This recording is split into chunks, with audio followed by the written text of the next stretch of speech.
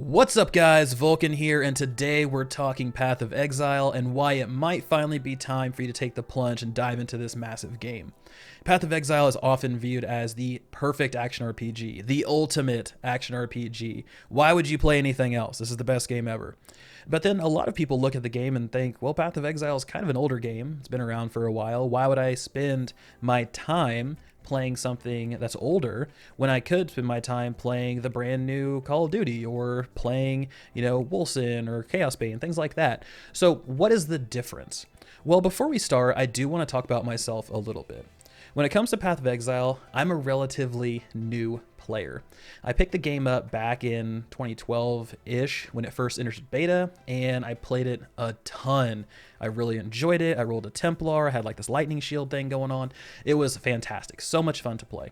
But at the time, there were only 3 acts and not really anything else to do. So after I finished those out, I put it down and went back to playing my shooters, right? Halo, things like that, World of Warcraft. It was a busy year. I had a lot going on. But as of late, I really wanted to get back into the game. I kept seeing the league updates. I kept seeing my friends play it. It looked like a fun experience, but it was just such a time-consuming experience. I didn't want to put myself out there to do that when I had other things going on. Now, I want to get back into it for both myself and the channel. So Metamorph and Delirium were great opportunities to do that. And apparently I'm not alone on Delirium because Path of Exile broke a peak player record with Delirium. They had to spin up new servers, and they had a ton of people that jumped in to play it, and I chalked that up to the trailer because the trailer was badass. But I did play a little bit here and there before that. So why am I telling you this, right? Why is it the Vulkan history lesson on why I played Path of Exile? Because this list is geared towards those who might have never played or have played a long time ago and want to see if it's worth it. So if you're someone who's been consistently playing this game and you're going through this list, this really isn't for you. This is all going to be rehash, and it's not going to be anything that maybe you won't get anything out of it. I'm not going to say never, but this is not geared towards that type of player. So speaking of, after this video, I will also have a new player introduction to the game and the best way to get started. Okay, so let's get to it. Now, the list is the top 5 things. So let's start off with number 1. Pretty straightforward. It's 100% free. And this is a huge driving force for why POE is as popular as it is. It is a zero risk game. What I mean by that is you can take this game, install it, play it. If you like it, leave it installed, continue playing it. If you don't like it, uninstall it. You literally, the only thing that you have lost is a potential hit to your data cap. That's about it. Beyond that, this game offers so much for such a small price tag of $0 that it's just incredible. Now, there are microtransactions within the game that help improve the overall convenience, right? You have stash tabs, cosmetic skins, things like that. All of that goes towards supporting the developer. And with a game like this, where you have so much content in terms of backlog plus revolving content, which we'll talk about, it's pretty powerful to see a game that comes in at $0 when you have other games in the same genre charging $60, $45, $30, and they have either half the content or less. So pretty telling that they really kind of understand how this model works, and it's been successful because of it. So moving into number 2, we have content updates. Now, if Path of Exile being free is the first part as to why the game has become successful, then the quarterly content updates, known as leagues, are the second half. This game has set the tone when it comes to new content in not only action RPGs, but also kind of is bled into other categories as well. Other games are taking on the seasonal approach to their game updates. Instead of having a big box copy expansion every year or every other year, they decided, let's give players a little more bite-sized content. Now, this is a double-edged sword because you're expected to have content that is regularly pushed out that is good and consumable content. So how do you do that without burning out your dev team and without running out of money? So some games don't do this very well. They push out a season, they push out a quarterly update, and it ends up not being so great. They take a hit and people lose faith and they want their, I want my guaranteed box copy back. I want that 2-year expansion pack back because I know that you guys are going to put the time and effort into it. Path of Exile really doesn't have that problem. They do have leagues that are like not as great as other ones, but for the most part, a lot of the stuff that they put out there is pretty great and is generally well received. So here's how leagues kind of work for those of you who are, I guess, out of the loop. Leagues in Path of Exile are unique mechanics or themes that get added to the game in order to change things up, and they really kind of play a large part in both the story and the end game. So these could range from the tower defense minigame that was introduced in Blight to the current Delirium, which kind of coats the world in fog. It grants bigger rewards the deeper you go. And most of the time, these leagues are fairly creative. They offer some pretty cool mechanics to help hide some of the more annoying and repetitive aspects of the game, like having to re-level a new character each time a new league comes around, which drives a lot of people away. But the leagues really kind of help coax the players. Here's something different. You're not going to see 100% of the same thing. You're just going to see 90% of the same thing. So that is one thing to take note as well. Now, once these leagues are over, your characters that were part of that league, so my Delirium character is going to be moved into what's called the Standard League. You can still play them, right? Continue working on them, have a great time, but they won't be available in new leagues going forward. They're just in the Standard League. They can't participate. So the previous league before Delirium was Metamorph. I had a Metamorph character. Once Metamorph ended and Delirium came out, that Metamorph character was moved into Standard, and I cannot experience Delirium content until Delirium's over, and if they choose to keep a lot of the Delirium stuff, then I could play it in the Standard League.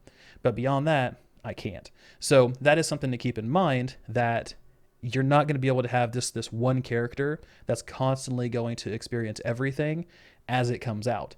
It might be delayed, but that's something to keep in mind. Next up, we have classless design. So this is absolutely one of the more polarizing aspects of Path of Exile, and that's its passive skill tree.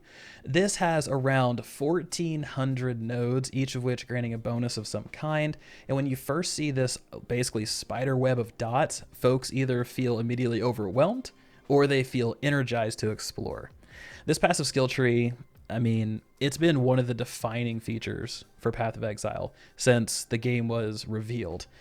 People are like, whoa, that's awesome. Now, is it the first game to do this? No. The first game I saw do it was Final Fantasy X, and that was kind of the same experience. I was like, there's a lot happening here. But this tree is what helps enable your character build.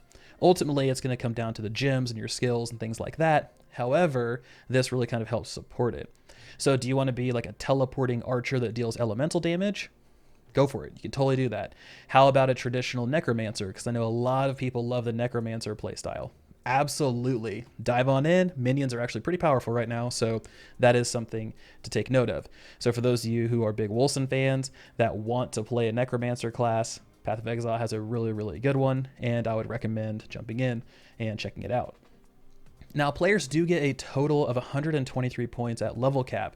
This includes all of the points rewarded from the quests tucked away in story mode, so be sure to do those side quests because most of the time they'll reward you with a skill point. Now, all of this sounds pretty awesome, right? It's like, oh man, there's so much to do. Look at all this. I can make a necromancer and an archer and stuff, and that's great. But please be warned. This is what scares a lot of people away. Despite the amount of nodes and freedom to mold your own playstyle, it is highly, highly recommended that you follow a build guide first to get your bearings. This game does not offer free full tree resets, and it can be very punishing for first timers to get through the story due to the baseline difficulty of the game. Now, what I mean by all of this, the game itself is a hardcore action RPG. It is not an easy action RPG. It's not something that story mode is an afterthought and you're going to walk through it. It's something where story mode is going to consistently challenge you. It's going to pit you against bosses with good mechanics. It's going to reduce your resistances. Resistances are incredibly important to the game. So all of these things kind of stack up. So if you're someone who thinks they're going to come in and just blast through story mode, just picking things off of your tree, maybe that's definitely possible. But level set your expectations that this is not going to be just a simple run through the campaign, then end game starts type of experience. So for all the new folks out there, people that want to get into the game, absolutely follow some build guides. I've listed some in the description box below. That way you guys can get started, but please do that because this is what scares a lot of people away. Coming in at number 4 is the existing content. So Path of Exile's content backlog is enormous. I mean, it is enormous. There are so many systems that you can spend your time on, from maps to temple incursions to delve and other kind of old League mechanics that are still around. You have the Immortal Syndicate. And you're going to be slowly introduced to these as you play through the story and you go into end game. And these are great ways to break up your gameplay sessions. So you don't feel like you're doing the same thing each time you log in, right? I'm going to log in, I'm going to go straight to this because this is what I need to do in order to do X, Y, Z. This gives you a few different things you can go to and a few different ways to get gear and things like that. So break up the monotony. And I believe, correct me if I'm wrong, please, but I believe a lot of these are accessible from your hideout after you speak with the person that runs the feature. So if you talk to Nico and you're like, hey, you should join my hideout, then you'll have Nico accessible for delves from your hideout. Now, I know a lot of these are also accessible from the waypoints too, like the menagerie and things like that. So just keep an eye out for where to access those. So coming at number 5, this one I think is more future facing, but I think it's really good, and that's Path of Exile 2. So with Path of Exile 2 on the horizon, this honestly is the perfect time to jump into the game because it's going to be a changing of the guard. They're going to be handing the torch from Path of Exile 1 to Path of Exile 2, not in terms of shutting Path of Exile 1 down. They're going to keep both of them up. But Path of Exile 2 is going to change up quite a few things. So you don't have to become an absolute master at Path of Exile 1 because things are going to get reset. The board is going to be wiped in terms of systems, features, the way things work.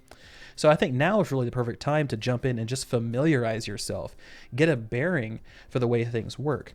Like take the game's currency system as an example. In Path of Exile, you don't have gold or coins. It's all based on items that you barter. You give vendors some gear you don't want. They trade you scrolls and orbs and other items that help you down the line. There are also hidden vendor recipes that you can learn. Like if you give a vendor an iron ring and a blue gem, you get a sapphire ring in return. And things like that are important to know. And going forward, it'll help you really kind of get acclimated to Path of Exile 2 as well. And with Path of Exile 2 changing up some of the core elements of the game, such as the way skill gems work, the passive skill tree system, making the game more player friendly, which whatever that entails, this is a fantastic time to get started. So overall, I think 2020 is a great year to begin in Path of Exile. The community support is phenomenal. There are countless tools to make getting started extremely easy, and there is enough existing content and upcoming content to keep you busy for a long, long time. So if you're someone like me who really had problems with the reset portion of the tree, who didn't want to devote the time to get started, to jump in, you know, I would say my time with the Delirium League has been extremely fun. I followed a build guide, practicing what I preach. You know, I like to create my own characters, but that's really what got me into trouble multiple times in the past with POE. So I decided, you know what, I'm going to listen to the professionals. I'm going to create my character, follow a build guide, and get to end game, get my bearings, and then I can start creating what I want to create. And it was a much better experience. I have some build guides, like I said, linked in the description box below, so check those out. So guys, who here plays Path of Exile? Do you enjoy it? Do you agree with this list? Did I miss something? Like I said, I'm not a professional at this.